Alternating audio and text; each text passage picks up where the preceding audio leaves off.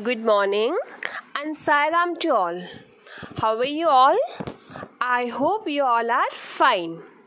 In previous video, we have started our third chapter of physics, and the name of the chapter is gravitation,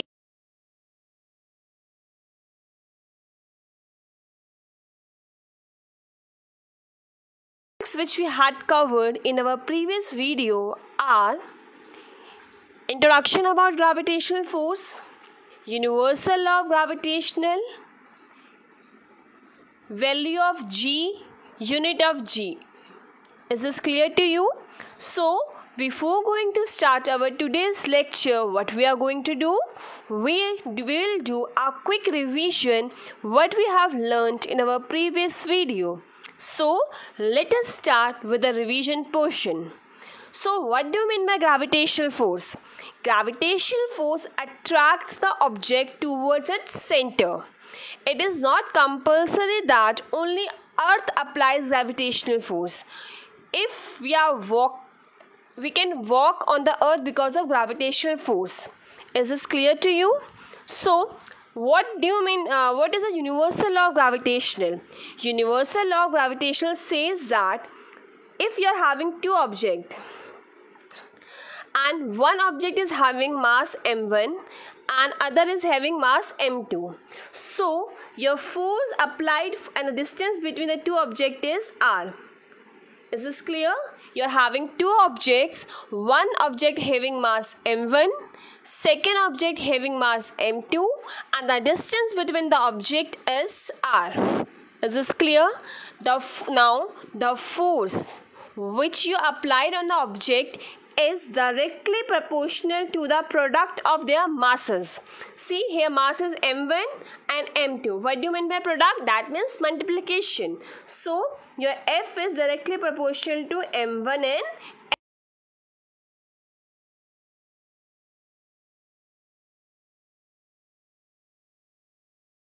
inversely proportional to the square of distance between them. So it is directly inversely proportional to the 1 upon r square. So with these two equations, you can say that F is directly proportional to m1 upon m2 upon r square. Is this clear? Now, after that, I told you that if you want to remove this proportionality sign, what you will do? You will put a constant. So, F is equal to G m1 m2 upon r square. This G is your gravitational constant. Now, what is the value of this capital G? The value of capital G is 6.67 into 10 to the power minus 11 Newton.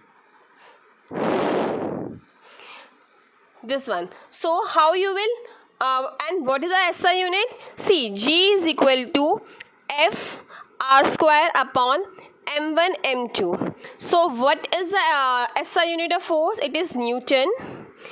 SI unit of radius is meter. So, here square, so is meter square upon SI unit of mass is kg, so it is kg square. So, the SI unit of capital G is Newton meter square per kg square. Is this clear to you?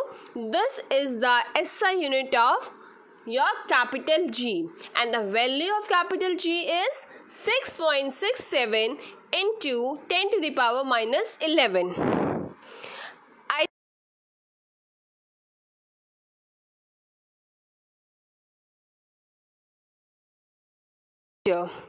Topics which we are going to cover in this video are Kepler's law of planetary motion, Newton's third law of motion and gravitation, and free fall.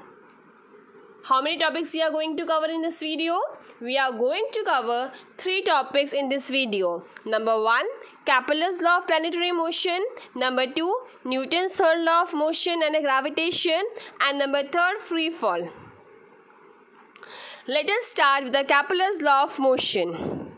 See, the name of the scientist is Kepler. Clear? He was born on December 27, 1571, and he was died on November 15, 1630. And he was a German mathematician, astronomer and astrologer. Is this clear to you? When he was born? He was born on 27 December 1571 and he was died on 15 December 1630. And he was a great German mathematician, astronomer and astrologer. Clear?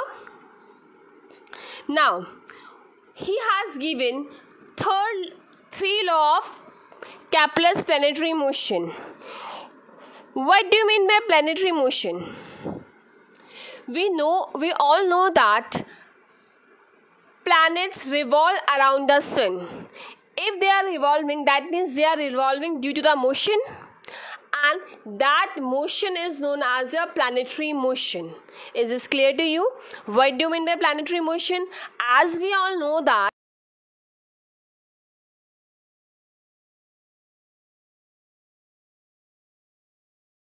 motion. So, what is the first planetary law of motion? I am reading, listen carefully. Every planet move around the sun in elliptical orbit. In elliptical orbit with the sun at one of the foci of the elliptical orbit. One of the foci at the elliptical orbit. I am reading once more.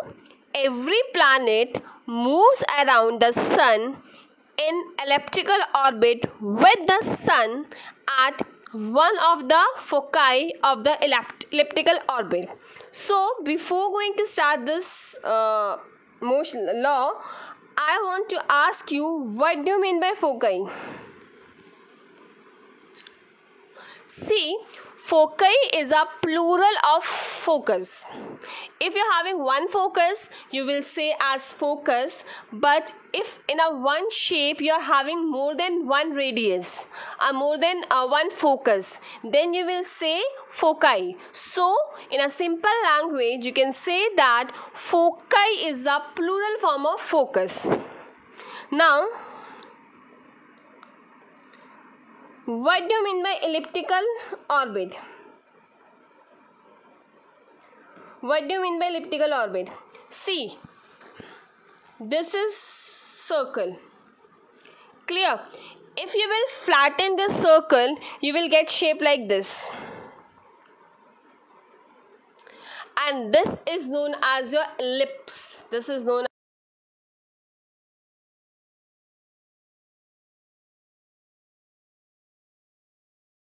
between ellipse and a circle. So, in a circle you are having only one center, and the distance from this center to all the circle will be equal. That means if this is R, so this is also R, this is also R, this is also R, and this is also R. Is this clear to you? Now, in ellipse you are having two foci. Clear? And you are having two foci. Is this clear to you? Now, what first law says that every planet, see this is your elliptical part. Now, you have two foci there. Clear?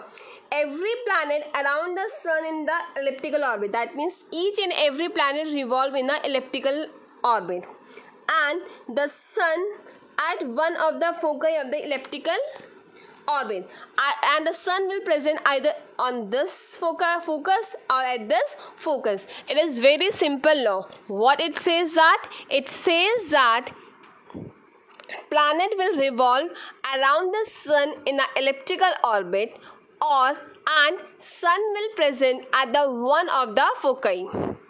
Is this clear? Shall we go ahead to the second one? Now, the second one says that The line joining the planet to the sun sweeps over equal areas in equal interval of time. That means I will show this.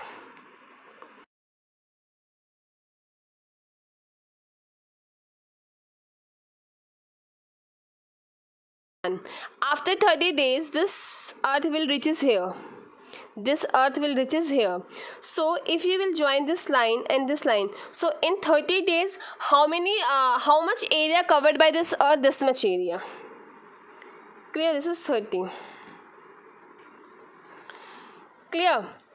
And one thing I want to more tell you in ellipse, thus distance covered by the area is always equal in every area. This always equal. Clear? So, and next 30 days he covered this much area. So this, and the area covered by first 30 days is A1, and the area covered by second 30 days will be A2. So according to the second law of planetary motion, your A1 should be equal to A2. Why? Because second law says that the line joining planet to the sun sweeps over equal area in equal interval of time. Second law tells that a planet does not move with a constant speed around the sun. It speeds up while approaching the nearest point called perigee and slows down while approaching to the farthest point called apogee. Therefore, distance covered on the orbit within the given interval of time at the perigee is greater than that of apogee, such that area swept are equal. Is this clear to you? That means the area covered by the planet in same interval of time will be equal. So, this is the second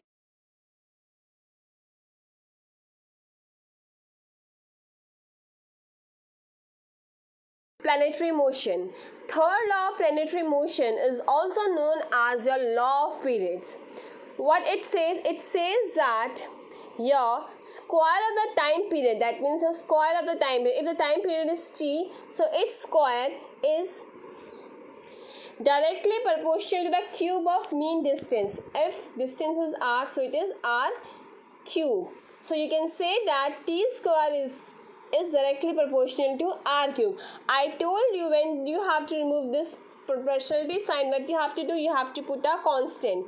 So mathematically you can express this equation as t square upon r cube is equal to constant. Is this clear to you? Though Kepler gave the laws of planetary motion, he could not give a theory to explain the motion of planets. And this third law of Kepler helps Newton's to derive universal law of gravitation. Is this clear to you? Only Newton explained that the causes of motion of the planet is the gravitational force which the sun exerts on them. Newton's used Kepler's third law to develop the law of universal gravitation. This thing I have already told you. With this, I think three laws of Kepler's planetary motion is very clear to you. Now, Newton's second and third laws of gravitation. According to Newton's third law and universal law of gravitation, every object attracts every other object with a gravitational force, and that force are equal and opposite. Is this clear? That means the gravitational force between the two objects is equal.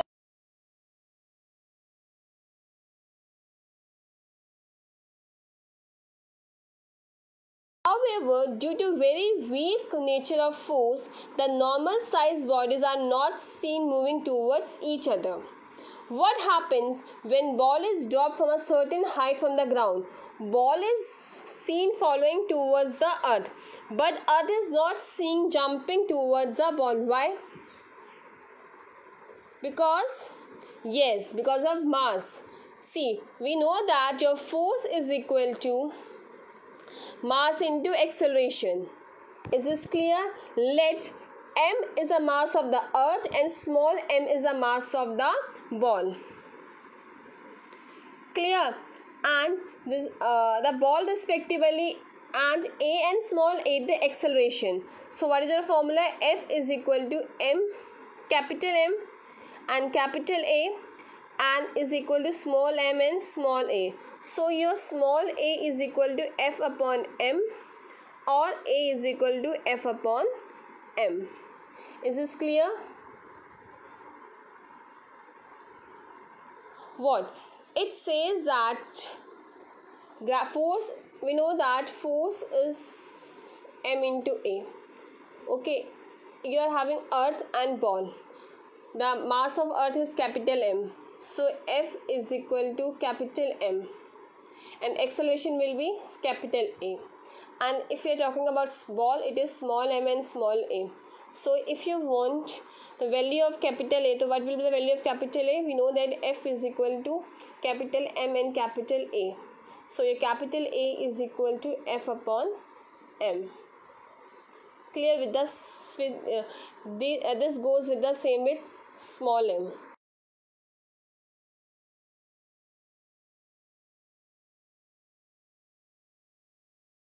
Experience negligibly small acceleration due to the large mass. Now, our next topic and last topic for today is free fall. What do you mean by free fall? When a body falls from a height towards the earth, only under the influence of gravitational force, no other force act on that body is known as your free fall. That means if anything falls towards this earth of the center and only gravitational force acting on that body, that type of body is known as your free fall body. Clear? The body having free fall is called a freely falling body. Galileo proved that the acceleration of an object falling freely towards the earth does not depend on the mass of the object. Clear? Imagine the vacuum is created by the evacuating the air from the glass jar. The feather and the coin fall with the same acceleration and reach the ground at the same time. Is this clear? I think with this free fall is also clear to you. So in this video, which topic we have covered? We have covered Kepler's planetary motion, gravitational law, first and second motion, and free fall. Is this clear? If you are having any doubt, any query, you can message me. I will solve that query. Thank you and Sai Ram.